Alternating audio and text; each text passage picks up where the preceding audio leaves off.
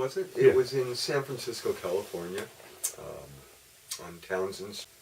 You remember the address, the number? No, but it was the ex-Lena's Ribs, right? Catty corner to where Dirty Harry was eating the hot dog for the bank robbery.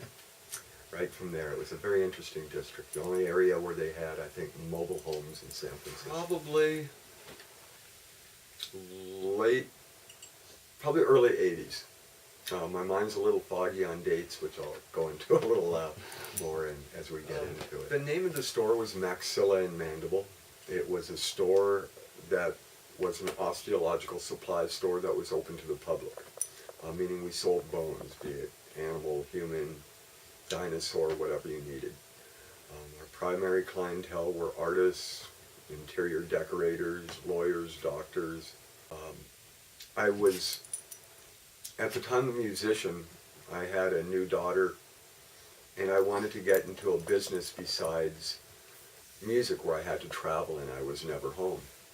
So I did research. I thought about opening a gun shop because I like weapons. I thought of putting more money into a production company, things like that. And one day I was reading the newspaper and read about a store in New York called Maxilla and Mandible, the only bone store in the United States. And I figured, well, there's a business with no competition.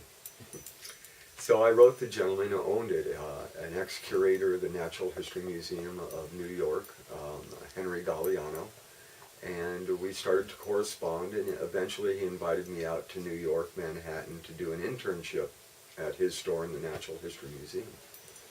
And I went out there, did an internship, and came back to San Francisco, and found a location and opened the store.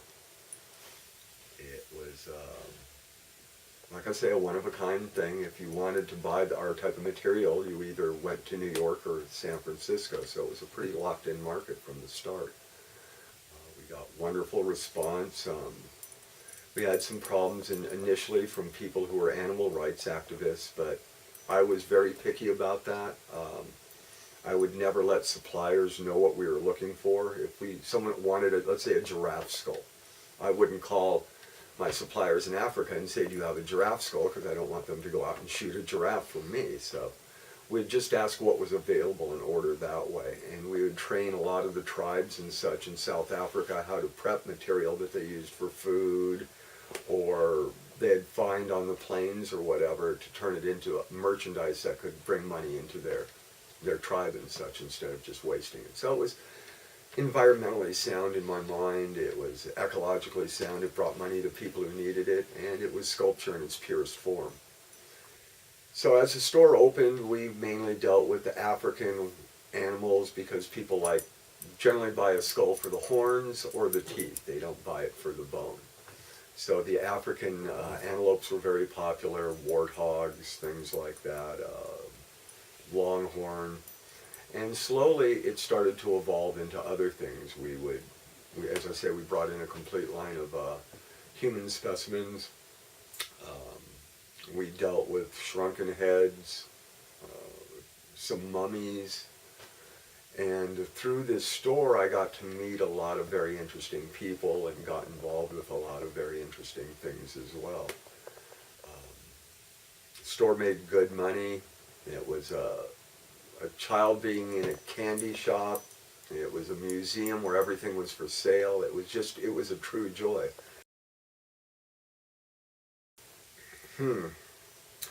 I think what I wanted the most that I never got was a narwhal tusk from a type of whale. It basically looks like a unicorn horn, and it's ivory, and I always wanted one of those, never got it.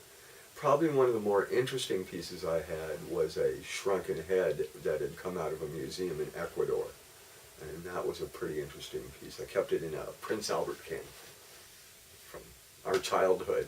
You have Prince Albert in a can, well, you better let him out. And we ran into, mainly the more interesting pieces came from, I don't know if I should say this, I guess, but what the heck, members of the Bohemian Grove. They brought in a lot of very interesting pieces. They brought in a gentleman who was associated with them once brought in a Egyptian hand of glory. It came in a little sarcophagus, and you opened it up, and it was a mummified hand with the wicks on each of the fingers, and it was claimed to be an authentic hand of glory. But he wanted a little much for that, so I passed. But just about everything came through there at one point or another. So it was like a pawn shop, or like a place where people could bring in a bone and try and sell it to you. Anything that was truly unique. We had tiger skulls from the British Raj period that were silver plated, that held cigars and tobacco in ashtrays. If it had to do with bones, nature, mineralogy, things like that, I was always interested. So yes, if you had a unique piece, I was definitely interested. Where did you get human bones from? Well, initially, all the human bones I got from Henry Galliano through the original Maxilla and Mandible. But the longer I had the store, the more connections I started to develop. The human bones initially all came from India. But problems arose due to the low value of female life in India, and a lot of families were suffocating their female newborn daughters and prepping them as fetal skeletons and such. And the trade was banned, as well it should have been in those situations. The problem with that was medical schools were no longer able to get natural bone specimens. They had to switch over to beautifully done plastic specimens, but there's quite a difference if you're a doctor working with plastic and natural bone. So then they started going to China.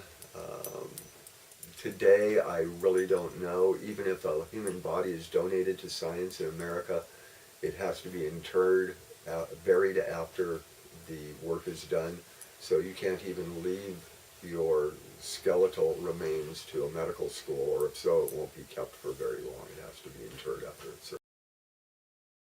I would get a lot of requests for, well, the main things I couldn't carry, being that my shop was in California, it was no predatory birds, no sea mammals, and no bear. There was Fish and Game did a 1.5-year sting on me to try and prove that I was involved with illegal animals or the illegal animal trade in some way, and their agent did get me to sell them a bear skull, and I do have a record for sales of a bear skull, but it took a 1.5 years for me to sell it to her. She came in and worked for me because I told her it wasn't for sale, and eventually she took it in trade. The next day they raided the store. It was pretty cool. Took it in trade, that could be taken several ways. Yeah, couldn't it?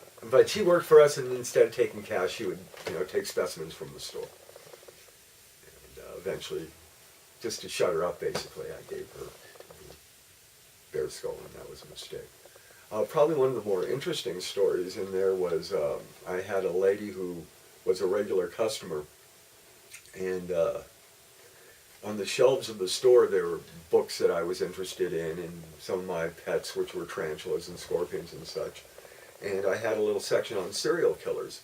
And a lady came in one day and told me that she was the wife of Leonard Lake, who, with Charles Ng, was a very prolific serial killer.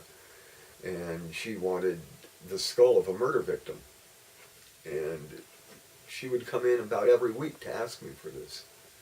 And again, this probably shouldn't be told, but eventually I got tired of it, and I took a screwdriver and put it through the side of a temple on a 12-year-old child and told her it was a bullet hole, and sold it to her for a rather high price. I had an older couple that used to come in. I believe they were older now. If I call them an older couple now, they were probably my age. Mid-60s, I'm not quite there yet, but they're in their mid-60s, and they wanted a human skeleton to keep her company when he was out of town on business. And I thought that was an unusual request. And they did get one. It was a very nice skeleton. But I was also playing music at the time, and through the music I got involved with drugs. And being that I was making good money, and had a great business going. The drugs kind of took over. We're talking about heroin. It led to eventually the business falling apart, and that's why I'm not still involved with the bone business today.